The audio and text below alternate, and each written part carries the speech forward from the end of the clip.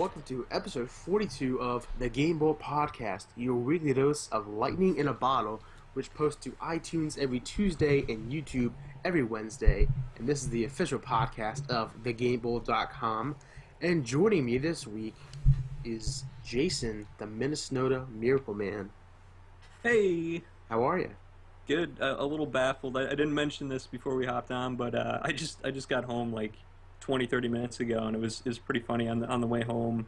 It's not like freezing out right now, but it's like in the 20s, and I saw a kid like down the road, and he was in like shorts and like flip flops, and he was like riding on a what do you call those ripsticks? Yeah. I was just like, what? So I like rolled down my window. I was like, I gotta make sure this kid's all right. So I was like, are you right? And he's just like, what do you freaking thinking? And he's just like, I was going off him. It's just like really funny, like just seeing like a little kid like in like shorts and like flip flops like in the 20s out. It's just so weird. Did he hang Tim off like a killer snow drift? Looked like he was trying to pull some like Tony Hawk moves off or something.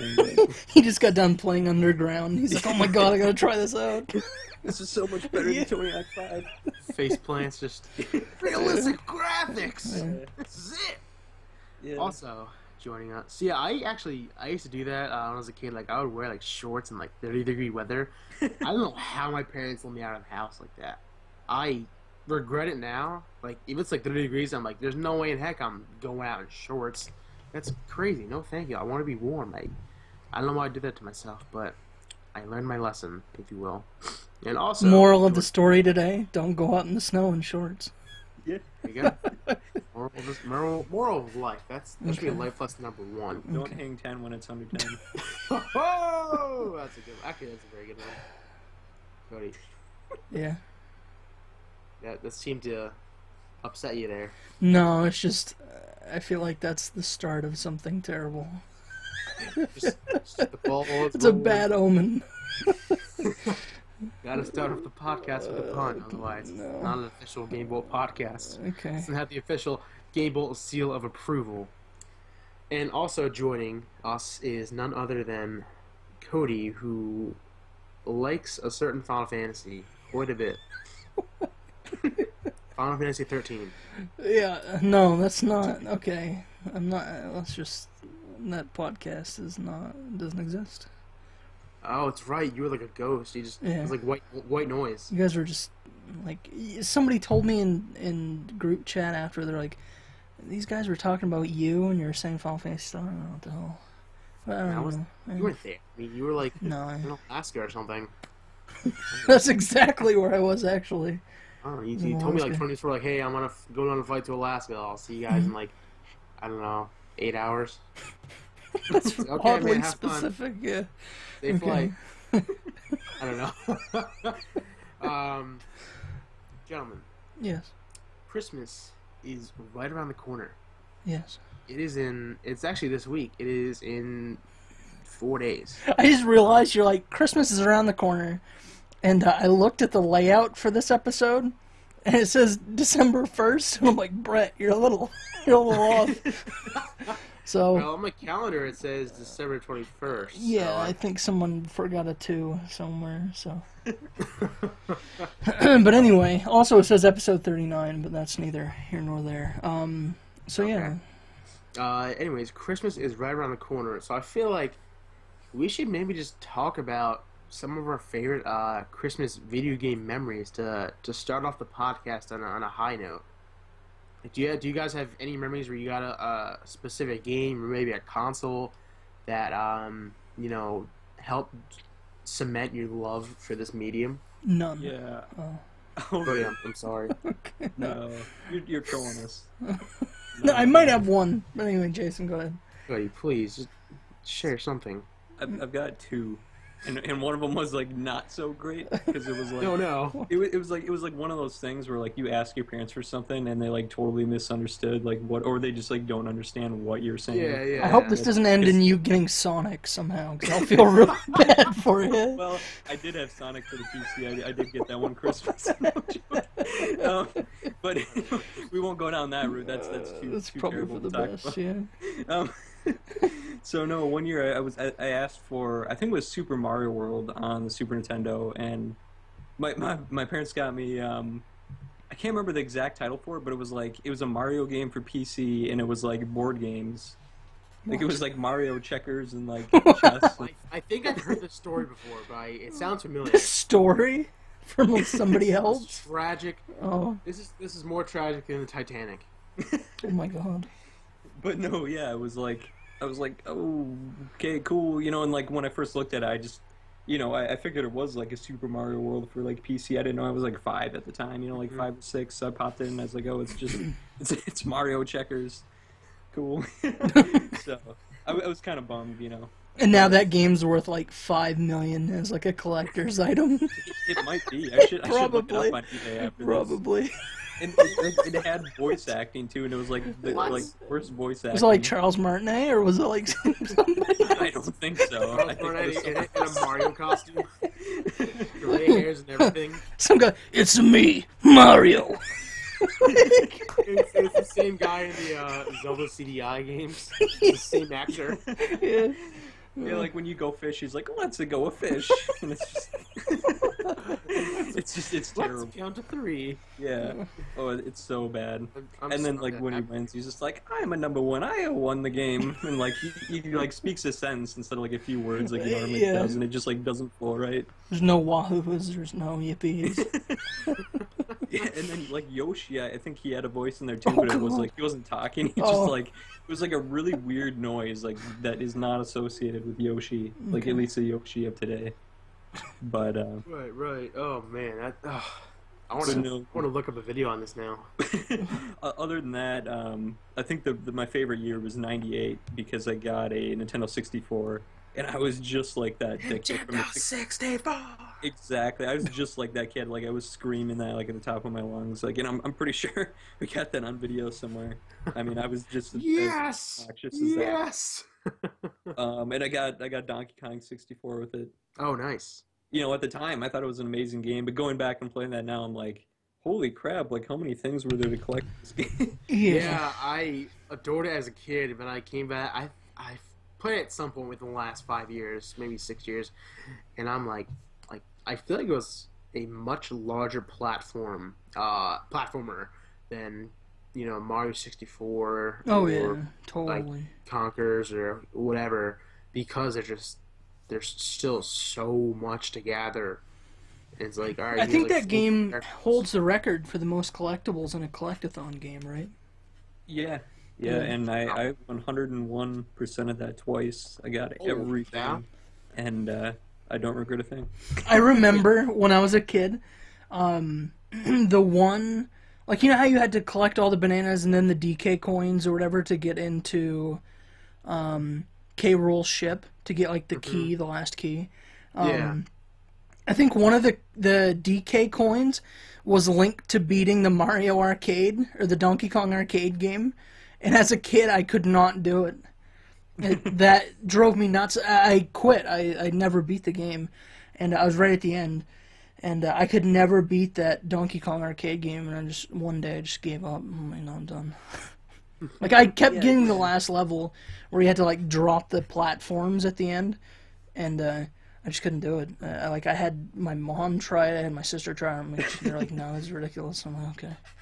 Yeah, there's one mini game in there it's in the game like 2 or 4 times because they rehashed some of them, and it's so hard. Like it's literally just random. Like you just have to randomly get lucky. And I remember spending like hours trying to get like just that one coin both times from like each time you got to play that mini game because it's just like impossible to get. But yeah, that, and then like there's even like the banana fairies. Like you have to take pictures of all those banana fairies, and there's just so many things in that game you had to do. Yeah. Did you get Mario 64 as well that day? No, I didn't. Oh wow. I did get that later, and to me that was a much better game. Yeah, I have to agree there.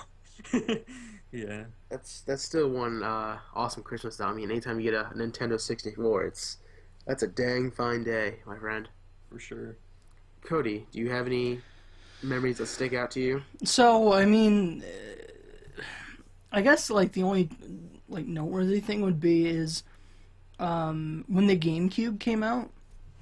Back then, we didn't really, like, my family didn't really have a lot of money, and I would go, like, where I live, it's not like a big city or anything, so every month we'd drive like 45 minutes to an hour out of town where we live, and we'd go to like a Kmart like that, like an hour away, and that's what the stores were, like Kmart and Walmart, and and we'd go to Kmart and they'd have a GameCube on display like around that time, and they had Luigi's Mansion. I'm like, oh my god, like, I need this. Yeah. And of course, like, the graphics looked so much better compared to the N64, and I had so many N64 games, and I was like, oh, I need this so bad.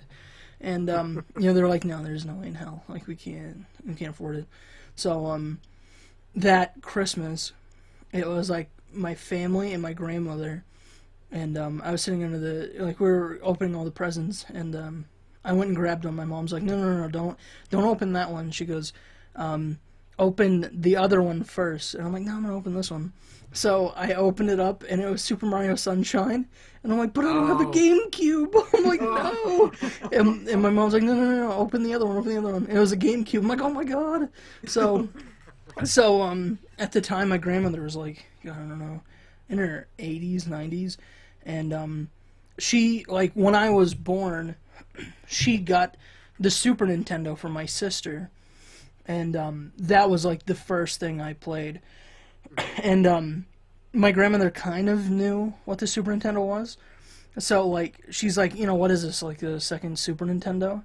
And of course I plugged it in, and I was playing Luigi's Mansion. She's like, what is this, a movie? And I'm like, no. I'm like, you know, like, it's 3D and you get to, like, move around. She's like, I don't understand it. That was oh my god, that was so fun. Of all the games, Luigi's Mansion, is this a movie? Yeah. But oh my god, it was a good Christmas. I remember that pretty well. That's so awesome. For me, the one that sticks out the most is when I got a Game Boy Color with Pokemon Gold. I think it was probably 5 or 6. That was, well, 2000s maybe. So I was probably like 5 or 6 at the time, and I remember, I think one of my brothers got silver, and I'm not sure if my other brother got Pokemon as well. In my house, it typically went video game wise, like, if one of my brothers got something, you know, myself and my other brother, we'd all, you know, kind of get something similar, just for that balance, because we all, you know, play games together. We all I'm the youngest, so it kind of got handed down to me, you know, for the older games and stuff. But I remember getting a Game Boy Color, and we would always wake up at like 5 in the morning. Lord knows why now in retrospect. Like, we'd wake up our parents, you know, myself and my brother would wake up first and then get everybody else up, and then we'd go around and open presents.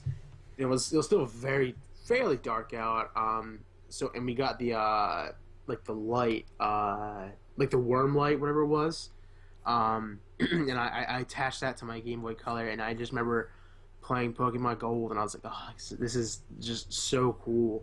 You know, I think it's probably the first time I played a Pokemon game extensively that I can recall precisely, and it was so magical. You know, I played it on car rides, I played it at my grandma's house, you know, up north, and it was just such a cool thing to have, you know, have my own video game handheld and my own Pokemon, and I could, you know, do things for myself with that game, and then you know, I could, like, share those memories with my brothers and such too. It was really cool. Outside of that, though, I mean, it's Christmas for me. It's pretty standard. I know I don't ask for much, but that year that was really special to me. So yeah, that was some of our favorite Christmas memories. Just kind of something to change the pace a bit for this podcast, because we normally start with what we're playing, which we're gonna move on to in a second. But I figure, you know, Christmas is in 4 days. You know, why not get a little bit nostalgic for a few minutes? And there it was. Those were some nice stories to be shared, gentlemen. Absolutely, Brent. Can't complain. So what's the next So- deal? I don't have the drive or the dog. Okay. Next, of course, Jason, you're playing a certain game. Oh yeah.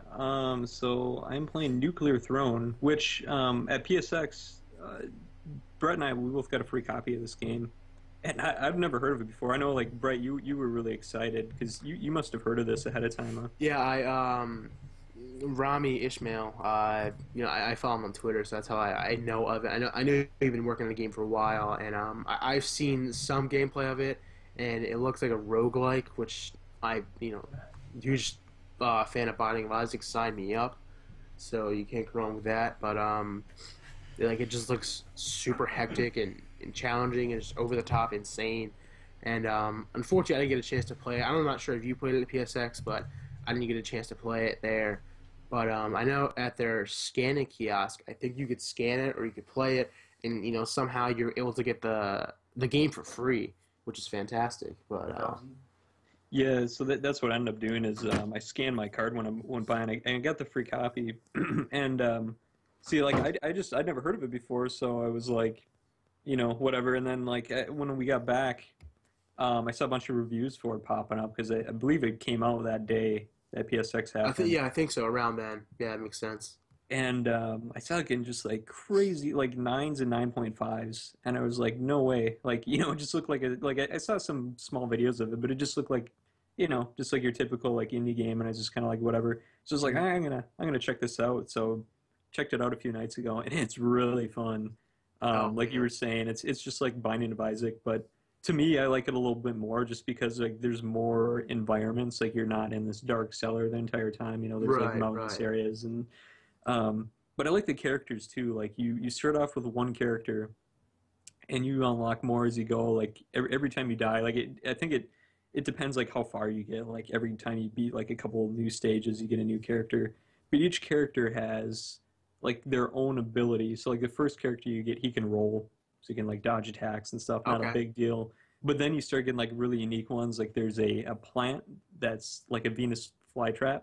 And he can like snare enemies. So like if you hit the left trigger with him, he like coughs out like a web, and it like catches the enemy in there for like 5 seconds, and they can't move at all. So you can like move around him and shoot. Mm-hmm. And he moves twice as fast too, that character. So you can just kind of like run all around him and shoot him. But then there's other characters, like there's a diamond like character that can shield. He can turn into like a giant diamond. There's one that that I think they call it.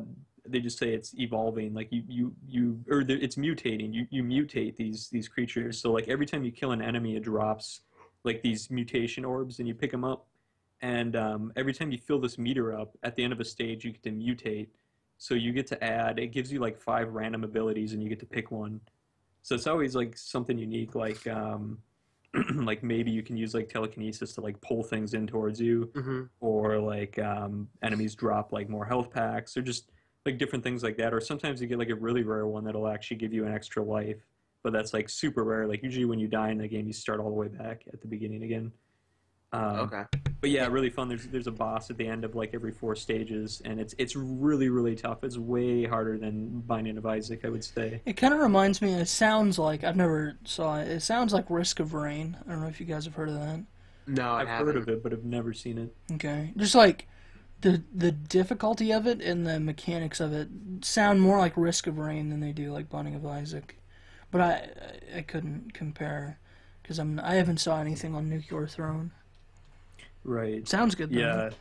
Yeah, the cool thing too is that those mutations stack. So like as you keep playing, like those mutations like stack on you until you die. So on like, Binding of Isaac, I believe like you like trade off abilities, don't you? Mm-hmm. Or I guess some of them stack, don't they, in Binding of Isaac?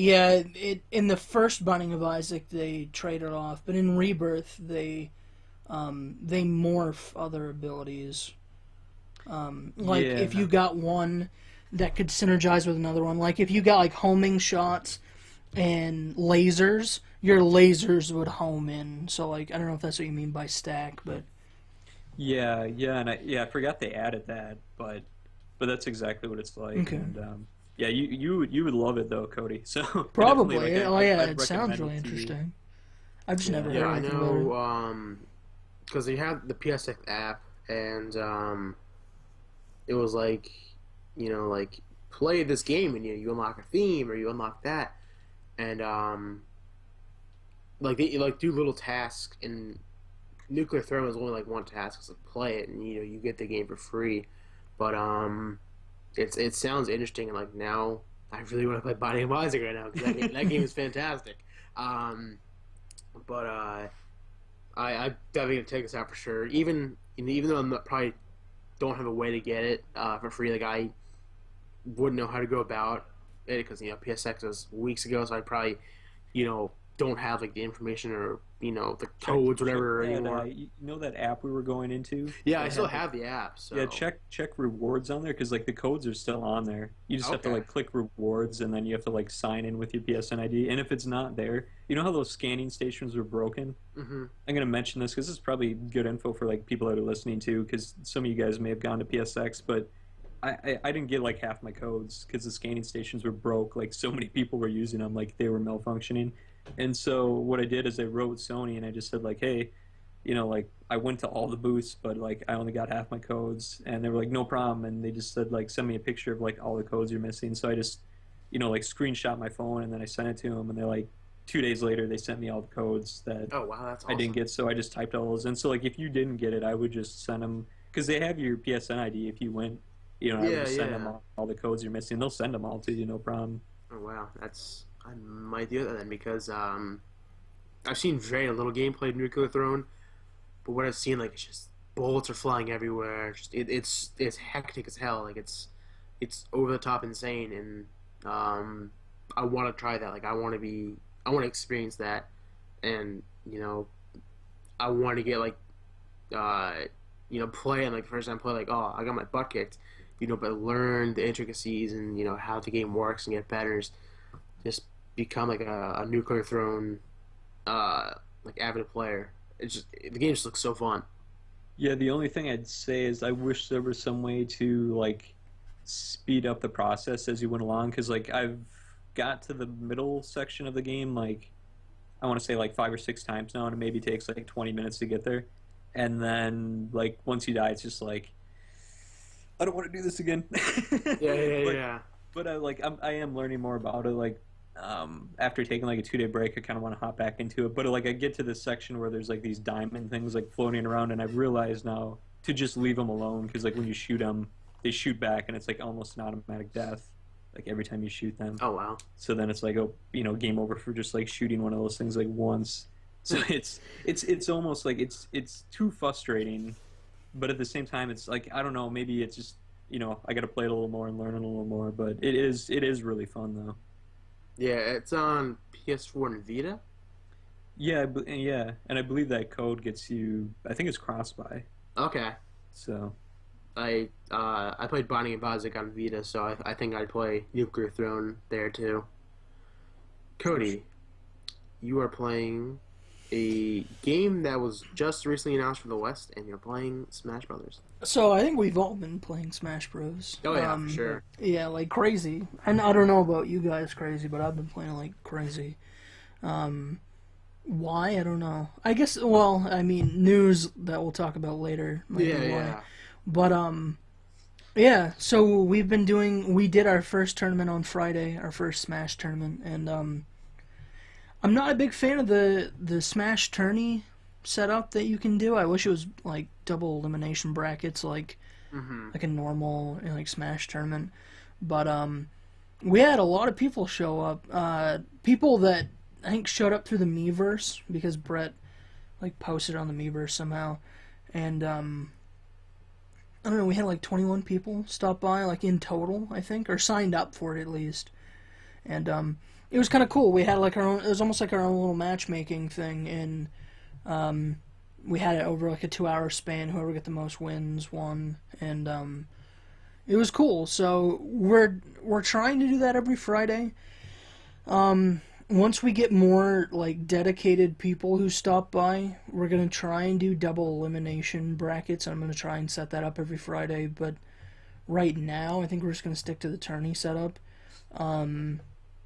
We are going to do that next Friday at 8 Eastern again, or this coming Friday, but it's Christmas, right? So I don't... Yeah, Friday will be Christmas. Yeah, so I'm not sure We're supposed how to that'll be work. that Saturday, maybe even Sunday. Yeah, just keep an eye on our subreddit page, and you'll be informed that way. And I've also been playing, like Brett said, JoJo's Bizarre Adventure, Eyes of Heaven, and for those of you who don't know, which is probably everyone watching, there's a series that's really popular in Japan called JoJo's Bizarre Adventure, and it's a manga series. It has an anime adaptation. It's a really long-running series. It's been around. I think they made this game for the 30th anniversary. Oh, wow. And, yeah. And the reason why I got into it, I like the series, but I loved the game All-Star Battle. I think when I joined Ice DJ, that was like around that time, and I was playing it a lot, talking about it on like the Debatacast. But yeah, it's made by what is it, CyberConnect? The same people making or helping to make the Final Fantasy VII remake, right? I don't have to double check that. Let me. And it's the people who make like the Naruto games, the Naruto Shippuden Ninja Ultimate Ninja Warrior. I don't know what the hell I'm talking about. But I was just gonna ask you if that was on like PlayStation or like older systems, because I remember playing. I know that name. Like I know I played JoJo's Bizarre I just looked Adventure. it up. Yeah, and it was on PlayStation 1. There was a JoJo. Yeah, and it was Adventure. Phantom Blood, right? Or no? I think this one is just called. JoJo's It's Bizarre. just called. Oh, Bizarre Adventure. was it the fighting game, the 2D fighting game? It was based off the think so. arcade. Okay, yeah, that game was weird. That game was really weird. But I mean, the whole series is weird. But so anyway, I played All-Star Battle, which came out a little while ago on the PS3, and it came out. The Eyes of Heaven came out in Japan the 17th, and considering how long All-Star Battle went to get localized, because a lot of the characters have band names, like there's characters called like Aerosmith and Tom Petty, and Oh, wow, okay. like yeah, it's nothing but references to bands like AC/DC, like stuff like that, and it has a hard time getting localized. Like one guy had his name changed from Green Day to Green Tea in the American version. It was really bad. So I figured, well, it's going to take like a year or two, like All-Star Battle did, to get localized. So I imported the Japanese version, and it's a fighting game, so I figured, I don't really need, like, once I can kind of like brute force my way through the menus, I'll understand like how to play. And I do. I understand the basics of how to play. And I'm waiting on like a translation guide right now to kind of like figure out all the finer details. But then it gets announced that it's getting a Western release like this coming summer too, which kind of, I don't know. I'm not upset that I got it because I wanted to play it really bad, but I just didn't expect it to be that soon. But yeah, I saw that and I was like I saw the art style, like the character design. Yeah. I was like, I saw you posted a picture of the game's cover, and I was like, oh, it looks really familiar. Like I feel like I've seen that before. And I was like, wait a second. I asked you, I was like, is this the game we were streaming the other day, like from Japan? I was like, well, it's coming to the West as of today. Oh my god! And I was talking in that stream too. I'm like, yeah, it'll probably be a long time. I'm like, they might not even do it, But yeah, and then and they're like today, like what? Not even like 4 days after its launch. And they're like, yeah, it's coming out. They could have done that when it came out in Japan, and I wouldn't have got it. But I don't know. I'm not upset that I got it. Did develop this recent game, Eyes of Heaven. What about them? What? CyberConnect 2. That's the developer behind this newest JoJo's Bizarre Adventure. Yeah, and they're helping to make the Final Fantasy VII remake, right? Yeah, I believe so. Okay. Yeah, their combat systems in their games, like the Naruto games and whatnot, are really, really smooth. So, if that says anything about maybe how the Final Fantasy VII combat system will be, I'm hopeful. But yeah, that's what I've been playing lately. Nice. Yeah, the Smash tournament isn't ideal how it's set up, but it was definitely fun for a while. My only gripes were that we would get to a flow where uh, we'd be playing, the three of us and Kyle would be playing together, Yeah. for matches. And, we've done that. We've played like 100 matches together. But then the issue with that is Jason wins all the time. There's nothing you can do about it. Rosalie comes out, it's over. Yeah. That's it. Rosalina's a star. I thought Yes. Luma was a star. Yeah. Yeah, they're both stars in my book. Damn it, Jason. But like, we've played each other so much.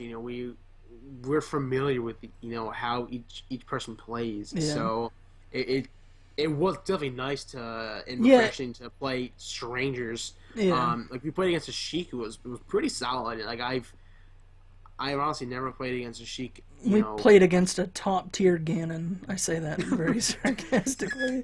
That guy was amazing. There's someone that played like DDD too. Yeah. And he was like such a a-hole. Like he would like he'd knock you off and then he'd like run to the other side of the arena real quick and he'd like And taunt throw and then he'd lay Gordos. down and do like Oh. the lay down stance. And then you'd chase after him, he'd run to the other side of the stage and he'd do like the lay down stance again. Such a troll. It was amazing I though. had fun. Yeah. And So- I side beat. I Bowser slammed the guy. Yeah, we had Brett.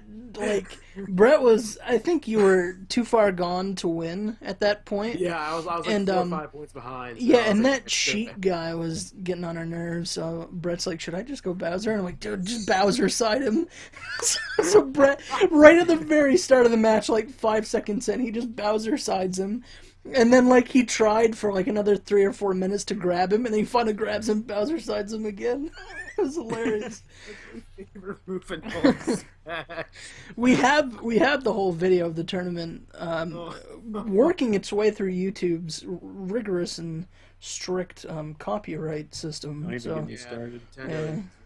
There's but once that's up, you'll have to check it out. It should be something. Well, just check around for like Smash Tournament on our YouTube channel. But it was amazing. We had a great time. I had a great time. Posting Miiverse was so effective. Like it was like 5 or 6, and then there's a thing where you can directly post to the Miiverse. And it's convenient because you don't go like into the Miiverse app and then back to Smash. It's like you make your post and it goes to Miiverse, and then you boom right back in Smash Bros. Like it's super convenient, so that works out well. And just like that, we had like 15 people, and then it got up to like 21 fighters. And some came much later, so they didn't really get a chance to compete for that top spot. Yeah. But it was still nice to get new players, so it really worked out well.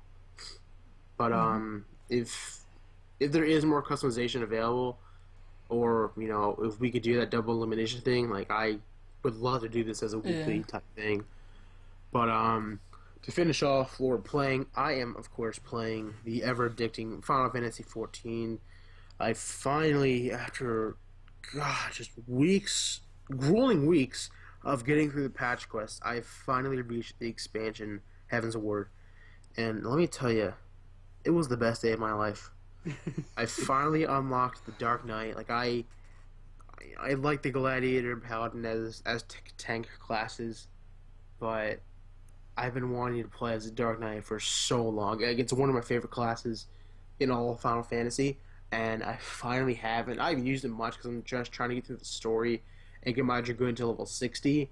But it's so cool, and it's more offensive too. So I do appreciate that. But What did you think of the final trial against that the main story bad guy? Where God, what's his name? It's like Thorain. You like it's just him, and you're in an arena, and like halfway through he teleports you to like a different realm, and he's dropping like meteors on you in the fight. It's crazy. oh, was that when he like takes over Minfilia? Yeah. Yeah. Okay, yeah. I was like, what? Like that was so weird Yeah, because the fight was ridiculous. Probably like not the it was hardest so thing, cool but though. Like it's yeah. I died in that, and I was like, dang it, am I dead now? Like this trial gone to waste now? But now like I was back, to the regular realm, if you will, and Yeah, it was really weird. it was weird how it worked out. I after completing it, I spent a good 45 minutes to an hour just reading through like the synopsis of each quest just to to get a brush up on the story, because I have been trying to follow as close as I can, and you know I had to speed through. I skipped all the cutscenes. I just quickly pressed X for all the dialogue options, but I wasn't able to see the cutscenes, and I wasn't able to read what's going on. So it was a little bit, frustrating. But I was like, there's like 100 patch quests. I just want to get through these. I want to get to the expansion. That's why I'm, trying to get through this stuff. And it's a grueling process, but it's well worth it because I am enjoying Heaven's Ward a lot so far. Like, it's a new environment. It's back to quests that give you like 40,000 experience. Because I don't think you even level once if you do all of the patch quests. Really? I would have to. I think I leveled up like 1.5. Like if you just did the story quests. Yeah, I think I leveled up at least 1.5 times. Okay, I must be doing something wrong then, because all the quests are like 4,000 experience, and it takes you like. Well, I think with a healthy rest bonus, mind you. Like that's true. Yeah. Like that plus 50%. Yeah. But I honestly can't get enough of this game. It's so good. Oh god, Dylan says, Cody, tell everyone about Final Fantasy XIII, 1, 2, and 3. I don't know what you're talking about. No, that never happens. This isn't real. I thought they just skipped 13 went straight to 14. They might as well have. They should have. You're not the one who thinks that, Cody. So, but yeah, I'm sure I'm not. I wouldn't doubt it. Again, like I am very much addicted to Final Fantasy XIV. It's outside of Smash, it's the only game I play, and indeed, You don't even play like Mario Maker or anything? No, I feel terrible because Mario Maker's fantastic, but I can't tell you last. You don't even play like Game of the Year, Witcher 3 or anything? God, no, that game's overrated. Unsubscribed. That's no Final Fantasy XIV. Oh god. But I could easily see myself waking up on a Saturday like 10 in the morning and then playing until like 8 o'clock at night, and just being like, I'm okay with this because I love this game so much. Like it's the best Final Fantasy since 9. So what about in 10? my opinion. But you don't like 10, Brett? What happened? Well, I do. But in retrospect, I'm like, man, like 10 really is not that great. Like it's a good game. Brett, what the heck, man? I thought I knew you. Cody, I'm a changing man. I guess so. Start changing. I guess so. Anyways, what do you say we go on to... Oh my god, there's something in the distance. It's a storm. It's on the horizon. It's a new storm. Boom, shakalaka. Boom. I've company over, so I don't want to scream. Oh. So you did this like weird, like, boom. Am I loud enough for you guys? So we're getting this news start off with a huge story. Boom. Here we go. This is massive. So Hideo Kojima, no longer with Konami, he is now with Sony. He also now has facial hair. Oh my god, it looks fantastic. I think that's just the Fox engine. I don't know. Oh my god, he can do what he wants. He's a free man. Yeah. Finally grow facial hair. Konami, Nobody's stopping him. It was in his contract. He couldn't.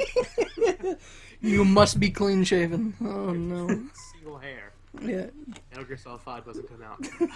That was probably the issue. It's probably get terminated. He grew his facial He's got like a real life rocket hand. He can fly it around. Yeah, I hope so. But this is via IGN. Sony has announced a partnership with Kojima Productions, Hideo Kojima's new independent development studio, which will create a new console-exclusive game for PlayStation platforms. There's a new logo and everything. So as of December 15th, his contract with Konami had since ended, and he's been saying that he wants to make games for as long as he possibly can. And there's a video with Sony's Andrew House, and it's just really cool. Like he's Andrew Howe's like this person's been a huge part of PlayStation's history, and then the shot's just on Andrew House, and then it zooms out on Kojima, and it's just like holy hell, like Kojima's with Sony right now. That's that's fantastic. I'm very curious to see like what will he do. Will it be the scope of Metal Gear Solid? Will it be something small and he'll build off something smaller? Will he build off that? Just like he's a mastermind of game design. He's a legend in the industry. So I'm very curious to see what he does for his first project with Sony. I just gotta say too, in that Andrew House video, his Japanese was boss. Oh Big yeah, boss. like I mean I don't know how much English Kojima knows, but I was just so cool. Like he just Kojima's just very comfortable because House was speaking Japanese and Kojima could just freely speak without having to use a translator or anything. Just Yeah. it was a really cool thing.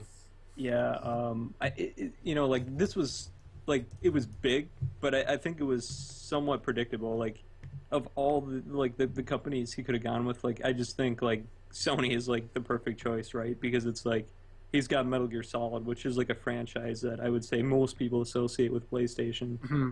And he was even saying, like I've seen him in a couple of interviews saying, like I kind of owe it to Sony, for like. Can you imagine everything if it was like he was with like Masaru Sakurai and they announced like he was pairing up with Nintendo and then they put Snake in Smash again. Oh my god, that'd be fantastic! Our first project, we're bringing Snake back. Somewhere right now in an alternate reality, like he's sitting on a couch with Reggie instead of Andrew Yeah. House. Like, Yeah, they're talking about like how he's gonna make like Twin Snakes again on the Wii U. definitive edition. Yeah. Oh my god. They're gonna do another Yokai Watch video. Oh god. He's gonna be in the videos from now on. That's why he's working for Nintendo. Like he had like a bad some like ghost took over him and like. I can't get over those videos. Like it's just it's like it's Nintendo being Nintendo, but anyways, like it's so awesome. So I found his logo. I'm gonna flash it up there for the stream right now. So like, I believe after this whole announcement thing happened on his Twitter, in like he, how when he tweets it's like kind of broken English, and like on his Twitter I had to laugh. He's like, "This is our new logo," and it was just like it was a picture of the logo, and like the next tweet it was like, "Look, it's an astronaut helmet," and then in the next tweet it was like, "Look, it's a warrior helmet." Kojima, what is it? Yeah, Kojima, what are you doing? That's gonna be like his next game. It's like picture charades. Gotta guess what the object is. Figure it out. I thought it was hilarious. So anyway. Yeah, I mean that's. I'm so glad he's with a company that's gonna treat him right. And he has the respect, he has the reputation as a very successful game designer, so that he won't be limited to doing things that he doesn't want to do, or he can't do some of these ambitious things, because he was a huge part of Sony's history, and they kind of just go together. It's a sound relationship. Yeah, I think he's always favored Sony too, just because even when like Metal Gear Solid 5 here just came out on Xbox One and like PC and everything else, right before that he released what was it, Ground Zeroes. Yeah, and it was amazing to me that I remember he put this video out before Ground Zeroes came out, and he was showing it run on all platforms, and he's like, but you definitely want to play it on PS4. Look, and then he was like showing the footage like compared to the Xbox One. He's like, it's in 60 frames. We made the Xbox One version intentionally crappy, just so. Yeah, but it's like no other developer's ever done that before. Like that's just amazing to me that he was like, like he was so set on like he wants you to play that game in like the most definitive version. Like he wanted you to play it on PlayStation, not on Xbox. Yeah. Which is crazy. Dylan asks an interesting question. Do you guys think Kojima will try to get the Silent Hill IP away from Konami? I doubt it. Yeah, I don't think he has the power to do so. It'd be fantastic because I think even love if to he see did, I Silent don't think Hills, he'd but, bother. yeah, I think it's.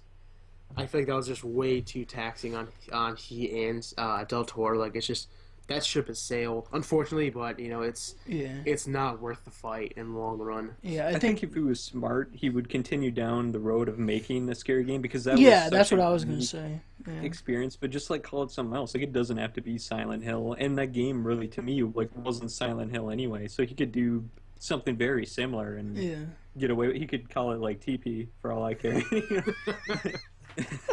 That's still big stuff. and like the collector's edition comes with a roll of toilet paper. It's like the ghosts in the game are all just like TP covers. Ooh, spooky! Yeah. Wonderful.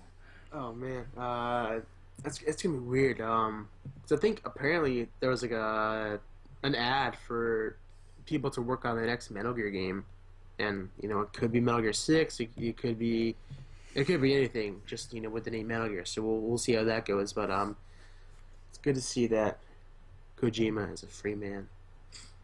So up next, amen. Up next, Scalebound will have a quote broader appeal. I don't even know what this is. I hope so. This is Platinum Games RPG. Whoa, action really? RPG. Yeah. So Platinum Games' upcoming Xbox One exclusive Scalebound is a gift quotation mark for Microsoft, says Microsoft's Aaron Greenberg in an interview. When asked if Microsoft might be challenged to market the game widely, considering it's from a Japanese developer that people may not be familiar with, Greenberg said it's actually an opportunity. Quote, "It's another gift for us," he told DualShockers. If you think about what game director Hideki Kamiya has created and his history of just creating incredibly unique games that are such high quality and loved by core gamers, to be able to have him making a new IP exclusive for us and a big title, I think it's something we're really excited about. So Scalebound was announced at E3 of 2014. We got a release date at Gamescom, I believe, and we saw a much more extensive demo of it. I know I'm excited for it personally. This looks interesting. I'm watching the video right now. This looks pretty cool. I love the thought of Platinum Games tackling an action RPG because and Kamiya behind it too. Like he worked on so many great action games, and Platinum is probably one of the best in terms of making the action game. So I think it could be a sound combination. And despite the protagonist kind of being like a dude bro jerk, that's what I was gonna mention too. I got a weird vibe from him when they first announced it. It's such a turnoff. Like I was super excited for this game until I saw like the way the main character acted and talked. Like that Devil May Cry kind of. Yeah, it's like having like Sonic talk the whole time or something. Like it's just such an annoying voice. Doesn't he? Yeah, that's what I mean. Like chili dogs. Yeah, it'd be like having Sonic shout "chili dogs" like the whole game. It's just like I can't get over like the way he acts and talks and like. But they made it sound like you can customize your own characters, and so if that's true and like you can make your own like non-douchebag character, then I'll be really happy. But if you can't, for like, sure. I can't get over that. It's just I can't stand it. Yeah, it looks very interesting, and there was something I was like, whoa. At Gamescom, I was like, holy crap, like, this is so cool. I think it was like something along the lines of being able to connect with the random players or something. I forget what it was exactly. I would have to watch like the trailer again because I believe like mid thing like people you can like fight like a giant boss with like 4 other players and their dragons or whatever like their companion is.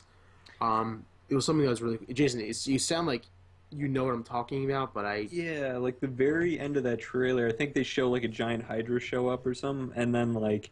He's like, it looks like I'm not going to be able to do this alone. And then, like, a whole bunch of other people just, like, pop in and, like, yeah, that looked really awesome. It's definitely got some kind of online aspect where you're, like, tackling bosses together. Triforce Heroes? Yeah, there you go. The inferior Oh Triforce man, Heroes you Game know of what the Year. that means? It's gonna get a low score from GameSpot.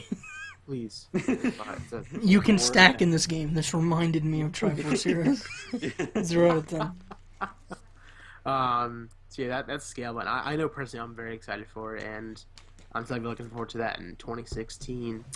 We're running low on time. Let me double check here. Yeah, 50-minute mark. So, I feel like we could quickly. I want wouldn't to get to the big news, the Smash Brothers news. Mhm. If that's okay with you guys. It's fine by me. Okay, so Super Smash Bros. They had their final Nintendo Direct, their special Smash. Now Smash let's set the event. scene for all these internet people out here who don't care. So everyone sat in front of their computers for like half an hour waiting for this thing to go live. We had no news except for Cloud and other news being talked about. That was all we knew. And then it hits 5, 4, 3, 2, 1. Another Fire Emblem. Fire Emblem character. And the whole internet exploded in a fiery. It was. Now, let me preface this with I don't care. Like, in my opinion, it's not Beautiful about. preface. I don't care. Well, I mean, I don't want people going, oh, you know, you should really like Fire Emblem because it's a great series and or whatever. But Yeah. I don't care what the character comes from game-wise. I just care about how they play. You know what I mean? And Corrin has some really cool moves, and I like it. And I can understand that point where there's a lot of Fire Emblem characters, but I can also understand the point where it's like, well, what's it matter? So I don't care. Yeah, I'm still like half and half. Part of me is like, I'm like, dang it, like another Fire Emblem character. Yeah. But the other side, like, it's not a sword character. Well, not primarily, like, strictly a sword, like Ike, Roy, and, you know, Lucina are. But, you know, Marth. Marth. Like, they have some interesting movesets for sure. This is Corrin, I believe, is the protagonist for Fire Emblem Fates. Mm-hmm. You know, I think it's almost like the Avatar in Awakening, and you can play as the male and the female. They utilize their dragon powers, which, you know, they said fortunately that Fire Emblem Fates will be out before Corrin themselves is out, so you can become familiar with this character. The big thing people were upset get that with attachment about this announcement was like, well, now I know Corrin's half dragon. You know what I mean? Because like that's never been a thing, and I was like, oh my god, you know, like I never thought about that. But apparently everyone's like, well, all the trailers show that he's half dragon or he or she is half dragon. You know what I mean? It's like, just if you're that interested, then you would have known. It's like, you know, it's like, sure, Japan's had it for a while, but like it never dawned on me. I'm like, oh my god, that's kind of. It might not be a big spoiler, but it's like that's something I didn't know about the character that I probably won't find out for like a few chapters. Mm-hmm. And, I think the biggest thing for me was just that they kind of used him as a promotion to like promote the next Fire Emblem, and I guess you could kind of make that argument that like, well, okay, well they did it in, you know, Melee and nobody complained with, you know, Robin, Marth, Roy. but at the same time, like those characters weren't known then, so like there was a reason for it, and they didn't exist in Smash. Whereas now it's like we've already got like what 5 or 6 characters, and like, you know, most people like that game sells well already. Like, you know, they didn't really need to add another character as like a promotion to this game. Like they could have added Toad, and I would have been more excited, to be honest. I feel like a lot of people. Well, I feel like I don't have numbers on this, but I feel like a lot of probably Japanese Smash players probably wanted Corrin. Just based on, and also I hear Fire Emblem's like extremely popular in Japan. Yeah, so I mean, I'm sure they don't have that issue of it's out there another. now, so. Yeah, I'm sure they don't have the issue of, oh man, another Fire Emblem character. But I'm assuming that's where all the hype came from, and then it's like, well, Sakurai's like, well, you know, like America's gonna kind of get a taste of it too, so whatever. Mm-hmm. But so that was one hell of a way to start off the Smash Direct. Yeah, when I saw that, I was like, damn it. But like now it's like I'm not fully against it now because again, I do have to agree with you, Cody. You know, it is about the movesets and how you play. And well, I mean, to some people, I can understand. To others, of course, yeah. I agree. Some of the moves that Korn uses, they just look super interesting, and Yeah. I definitely appreciate that because it's not just like I said a straight sword based character like Lucina, and the others, but so as the direct is going on, that Korn's coming out in 2016, uh, in classic Nintendo fashion. They said, oh, Cloud is coming out and he's available shortly after the show. So Cloud is available now. Plays fantastically. He is now one of my mains. Like I love playing as Cloud. Um, Also, some other cosmetic stuff. We got a The old Chocobo- Geno switcheroo. Oh yeah, seriously. Gino from Super Mario RPG. He has what, a costume or Yeah. like a me outfit. Yeah. I feel like that probably pissed off more people than it. Oh, it totally made them did. happy. I was Oh, yeah. watching a video like last night, and Yeah. some guy like before it was recording. He's like, if anything, I just want Gino. And everyone in the comments is like, oh my god, he's probably he's gonna be so upset. And like it gets to the point where they announce Gino, and like they even preface it with like we have new costumes coming. Here are like what we're gonna reveal. And like it goes from the feet up of Gino, and then like from like the tip of his hat down to his forehead, so you don't see the me part of him. And the guy's like, "Oh my god, Gino! Oh my god!" And he's like, "Why does he look like a me?" He's like, "What is this?" And then like he's like, "And it's a costume for your me gunner," and he just lost it. And I'm like, "Oh no!" Oh no! So Oh man! Well, I mean, I've been following like chats and stuff since the days Brawl was announced, like 2 years before Brawl came out, and there were people begging for him back then, just begging for him. And so, like when that happened, I was like, "Oh man!" Yeah. Like people are gonna be so upset that it's like just a me costume. and then of course it all went back to great. We got Korn instead of Gino. Yeah. So yeah, it was bad. But also, there's a chocobo hat for me fighters. Again, Gino is getting a me costume. I For believe. me, something I'm. Oh, were you gonna say, Cody? Well, I mean, they had like a Takamura costume, which is like an old. I could have gotten the name wrong. It's like it's like a Famicom only ninja, like not shinobi game, but like a samurai game. And I guess he's Okay, popular yeah, in yeah, I know what Japan. you're talking about now. And then nobody said anything, and I was surprised. They have costumes from the new Metroid game coming out. Oh, that's right. The Federation Force, and no one said anything. I'm like, oh my god. Well, and don't forget Tails and Knuckles. Oh my god, that's right. Oh my god, Tails and Knuckles are getting costumes. I can't wait to put Trump Like- in a Knuckles costume. When they showed off the Federation Force costumes, I thought everyone was going to explode. And no, I haven't saw actually anything. I haven't heard anyone talk about the Federation Force costumes because everyone's like, oh yeah, that game. There's gonna like after the bad like feedback it got, they're just gonna let it die off. And like they showed off the costumes, like, oh no. I wonder if they did that on purpose just to see if like people are still Probably. reacting to that and like see if is it safe yet? I don't know. Man, I'm happy now. How damn it, Federation Sakura, Force, I you forgot gotta I make hate these this game. costumes. We gotta test the water. He's like, all right, I'm gonna have to turn Gino into a costume then, if that's what you want. Do it. Hold a gun to his head. Yeah. The third character, and this was primarily based on their popularity in a poll. They were quite popular in North America and I believe the PAL region. Bayonetta is the winner of the Smash poll. For Nobody saw it coming. Yeah, she was #1 in Europe, and then they said top 5 in Yep. US. And what was really weird is they said top 5 like possible usable characters. So it makes me wonder like who else was in that top American 5 that was not usable. Goku, absolutely. Goku, Vegeta, Yeah, Goku again, yeah. Super Saiyan Goku. And then Bayonetta. Bayonetta. Yeah. And she was #1 worldwide overall as well, which That's, is yeah, I wasn't expecting that. I wasn't either.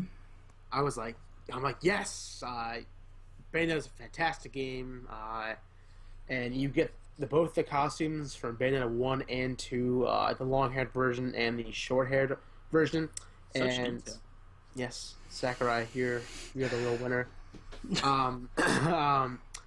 And she is going to be utilizing some of her combos and moves from the Bayonetta series, like Witch Time. Didn't they say something along the lines of the more you use Witch Time, the less effective it is? Yep.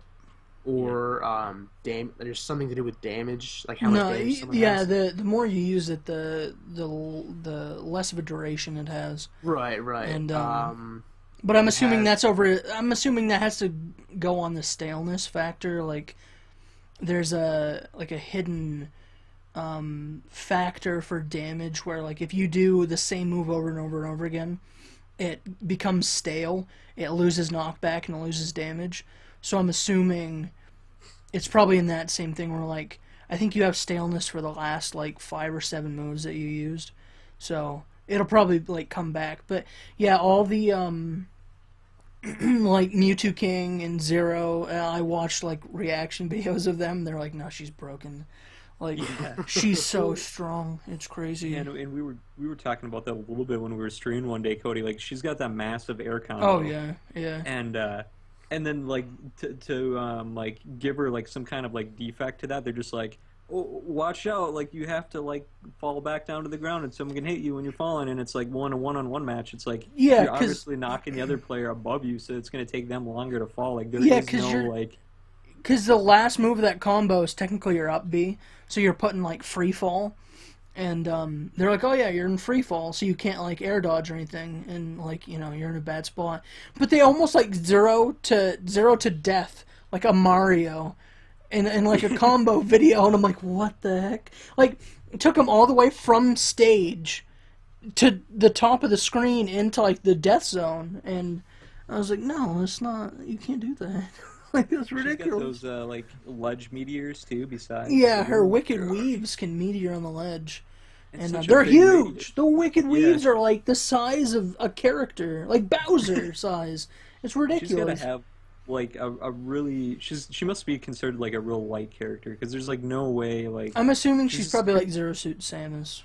Yeah, just otherwise she's just, like, way too overpowered. Yeah, and one of the other things they talked about, they're like, well, her combos take a while to start up, but it's like once you get a combo going, there's no way to get out, you know what I mean? So, I don't know how that's going to go over, but she looks cool. I like it a lot, and like I said, no one saw it coming. As far as I know, I don't think anyone saw it coming. So. Yeah, I very much excited for it, but it also comes with a new stage. It's Umbro Clock Tower, and it's a recreation from the opening scene in the first game, and it's a very cool character to have for sure. I can't wait for the music. Her games have really good music. So. Oh, absolutely. Bayonetta 2 in particular, because I haven't played Bayonetta 1 very much, but 2, I love that music. But that. Bayonetta and Korn are both coming in 2016. I think February. Yeah. Sometime around then.